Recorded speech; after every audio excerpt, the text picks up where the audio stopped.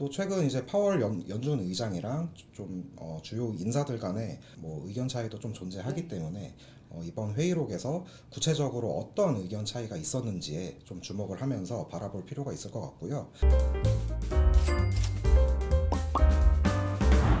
안녕하세요. 자본시장 영업부 이현주입니다. 네, 안녕하세요. 이코노미스트 이민혁입니다.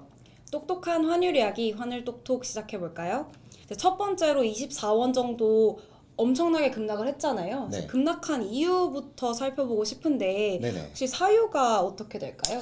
네, 지난주 목요일에 이제 종가 기준으로 24원 급락했었죠. 네. 급락한 이유로는 우선 미국 경제 지표들이 좀 전반적으로 둔화된 것 때문으로 생각이 되는데요.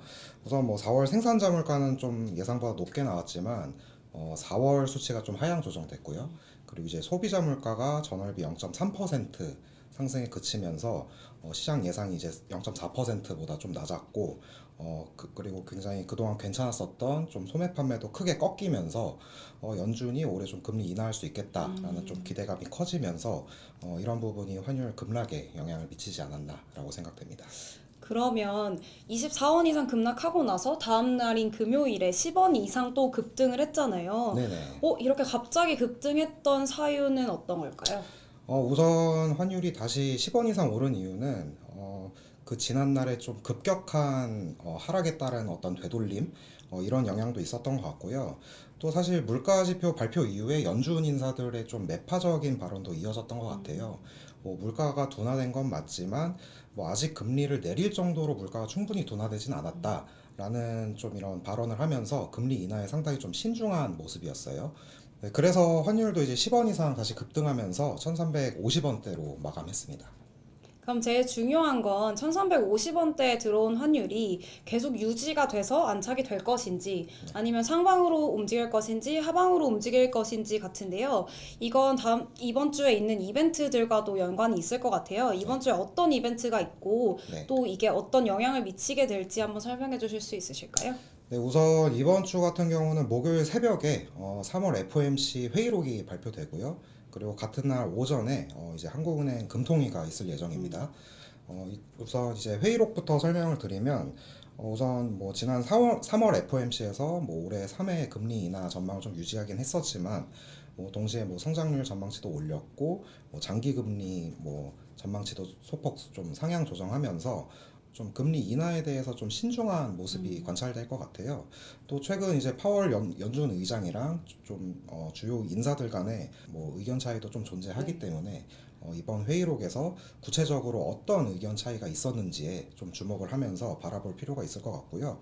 3월 FOMC의 전반적인 분위기는 좀 다소 매파적이었을 것으로 예상이 됩니다.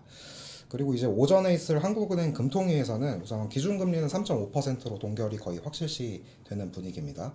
근데 이제 그보다 중요한 거는 이제 수정 경제 전망 보고서가 나올 예정인데 사실상 최근까지 이제 수출이 좋았고 네. 1분기 성장률도 상당히 높았기 때문에 한국은행도 이번 수정 전망에서 올해 경제 성장률 전망치를 기존 2.1%보다 좀 더 높게 제시할 가능성이 높아 보이고요. 그리고 최근 뭐 국제 유가가 오른 점, 그리고 환율도 상당히 좀 높았기 때문에 좀 이런 부분을 반영한다면 물가 상승률 전망치도 좀 소폭 상향 조정될 가능성이 있을 것 같아요.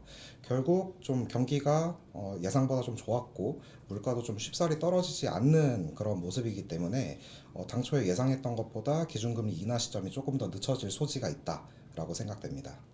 제일 중요한 금주의 달러원이나 유로원, 엔원 환율 전망 어떻게 보실까요? 네, 우선 이번 주 시장 같은 경우에는 뭐 FOMC 회의록이나 뭐 금통위 말고는 뭐 시장에 어떤 큰 영향을 미칠 만한 재료는 없는 상황이에요. 뭐 그럼에도 불구하고 뭐 지난주 미국 경제 지표가 어느 정도 꺾여서 위험 선호가 상당히 강하고 뭐 한국 원화도 이제 뭐 그동안의 저평가가 이제 해소되는 국면에 있기 때문에 환율도 이번 주 전반적으로 좀 내려가지 않을까 싶은데요.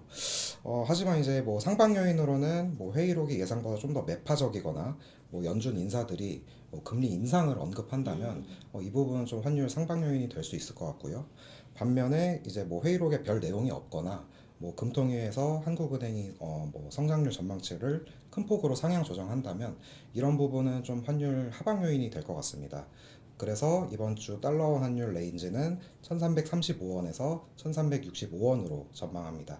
네, 최근 유로원 환율 같은 경우는 유로화의 어떤 강세 재료는 좀 부족한 반면에 원화는 좀 저평가가 해소되는 국면이기 때문에 이번 주 유로원 환율은 1,450원에서 1,480원으로 예상합니다.